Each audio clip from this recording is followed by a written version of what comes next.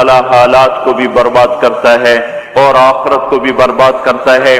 مال نے نہ کسی کو اللہ کی بارگاہ میں پہلے عزت دلائی، نہ آج عزت دلا سکتا ہے۔ دنیا کے اقتدار نے نہ پہلے کسی کو کامیاب کیا، نہ آج کسی کو کامیاب کر سکتا ہے۔ یہ میرے بھائیوں آج کا دھوکہ ہے کہ ہم اپنی منشاہی پہ چل رہے ہیں اور ہمیں اللہ کے دستور کا پتہ نہیں ہے کہ اللہ تعالیٰ کن چیزوں سے راضی ہے، کن چیزوں سے ناراض ہے، کس پر اس کی پکڑ آتی ہے، کس پر وہ معاف کرتا ہے۔ اس لیے یہ ساری دنیا کے انسان انتہائی خطرے میں چل رہے ہیں کہ یہ وہ سارے اعمال جن پر اللہ تعالیٰ ناراض ہوتا ہے وہ پورے فیصل آباد میں ہیں، ہر محلے میں ہیں، ہر بازار میں ہیں، پورے پاکستان میں ہیں، پوری دنیا میں ہیں، پورے بر اعظم میں پھیلی ہوئی انسانیت آج للکار رہی ہے اللہ کو کبیرہ گناہوں کے ساتھ۔ زمین کو بھر دیا ہے ظہر الفساد فی البر والبحر بما کسبت ایدی الناس، اور اللہ اپنی سنت قرآن کے ذریعے سے بتاتا ہے کہ جب تم جیسی قوموں نے جب تمہارے جیسے اعمال اختیار کیے تو یہ سنو، ایک قوم تم سے پہلے آئی نوح علیہ السلام کی، جنہوں نے زمین کو کفر سے بھر دیا، الٹا میرے نبی سے کہنے لگے فاتنا بما تعدنا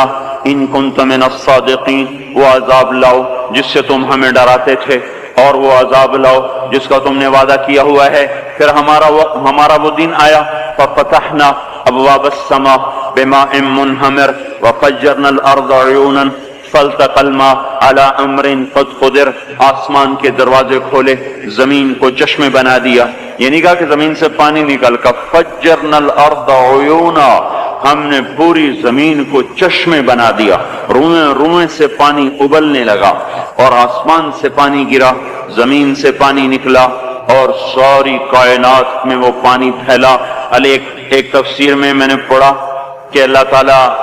کہ اگر اللہ تعالیٰ اس دن کسی پہ رحم کرتا تو ایک عورت پہ رحم کرتا جو بچے کو لے کے بھاگ رہی تھی کہ کوئی جائے پناہ ملے اور میں بچ جاؤں، اور وہ بھاگتے بھاگتے ایک اونچے پہاڑ پہ چڑھی جس سے اونچا پہاڑ کوئی نہیں تھا، پیچھے سے پانی آیا، اس نے پہاڑ کو جو ڈبویا، پھر اس کے پاؤں پر چڑھا، پھر اس کے سینے پر آیا، جس نے بچے کو اوپر کر لیا، پھر اس کی گردن تک آیا تو اس نے بچے کو یوں اپنے سر سے اوپر کر لیا کہ شاید بچہ بچ جائے، بر پانی کی موج نے نہ بچے چھوڑے نہ بڑے چھوڑے، سب کو برابر کر دیا، یہاں تک کہ ان کے اپنے بیٹے کو اللہ تعالیٰ نے سامنے وحال بینہم الموج فکان من المغرقین، سامنے ہلاک کیا۔ 3 آدمی غار میں چھپ گئے اور اوپر پتھر رکھ لیا کہ یہاں تو پانی نہیں آئے گا، چاروں طرف جو پانی کا تماشا دیکھا، اور اندر بیٹھ گئے۔ تھوڑی دیر میں تینوں کو تیز پیشاب آیا اور بے قرار ہو کر پیشاب کرنے بیٹھے، اللہ نے پیشاب کو جاری کر دیا، اور وہ پیشاب کرتے کرتے کرتے اپنے ہی پیشاب میں غرق ہو کے مر گئے۔ جو کام قوم نوح کرتی تھی وہ کام آج ہو رہے ہیں، ساری دنیا میں ہو رہے ہیں۔ قوم عاد آئی بڑی طاقتور، یہاں تک کہ للکارنے لگے من اشد منا قوہ، کوئی ہے ہم سے بڑا طاقتور تو لاؤ نا، ہمیں کس سے ڈراتے ہو؟ ان نقول الا اعتراک بعض آلہتنا بسوء، ہمارے خداؤں نے تیری عقل خراب کر دی ہے، ہم سے تو بڑا کوئی طاقتور نہیں ہے۔ تو اللہ تعالیٰ نے فرمایا اولم یرو ان الذی خلقہم هو اشد منہم قوہ، اے ہود انہیں بتاؤ جس نے تمہیں پیدا کیا ہے وہ تم سے زیادہ طاقتور ہے۔ تو جب اللہ تعالیٰ کی طرف سے وہ حجت پوری ہوئی اور وہ اپنے تکبر میں بڑھتے رہے، نافرمانی میں بڑھتے رہے، تو اللہ نے عذاب کا دروازہ کھولا، قحط آ گیا، انسان ایسے بھوکے، اور وہ انسان ہماری طرح تو تھے نہیں،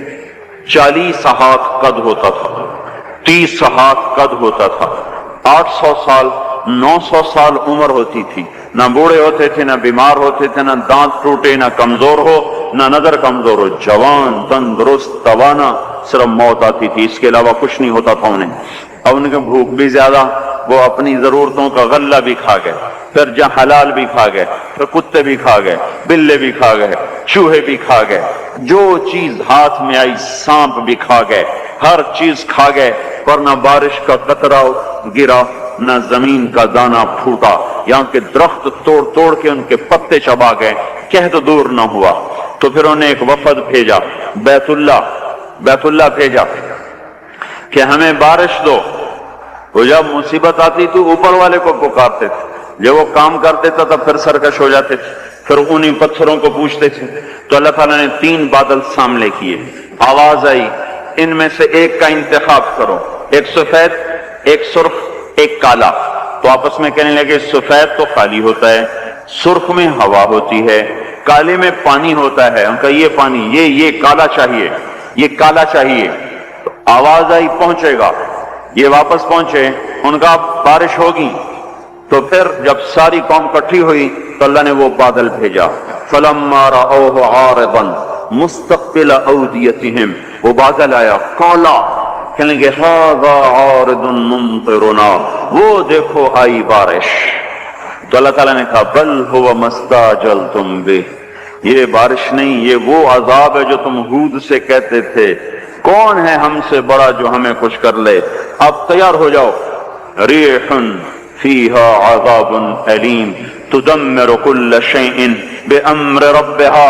اب دیکھو کیسے تمہارا رب تمہیں اڑاتا ہے۔ ان کے گھروں کو ہوا نے اڑا دیا، ان کو ہوا نے اڑا دیا۔ 60 ہاتھ اونچے قد کے لوگ اور تنکے کی طرح ہوا میں اڑ رہے تھے، اور ان کے سروں کو آپس میں ہوا ٹکرا رہی تھی، وہ گھومتے تھے سر ٹکراتے تھے، گھومتے تھے سر ٹکراتے تھے۔ بعض لوگ بھاگ کے غاروں میں چھپ گئے تو ہوا کا بگولا ایسے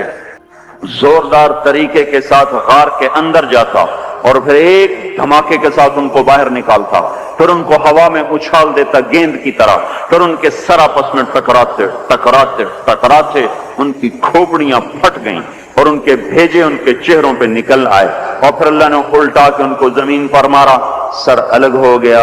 دھڑ الگ ہو گیا۔ پھر اللہ نے للکار کے پوچھا فَهَلْ تَرَى لَهُم مِّن بَاقِيَةٍ، کوئی ہے باقی تو دکھاؤ کہ اس کا بھی صفایا کر دوں۔ کوئی نظر نہ آئے۔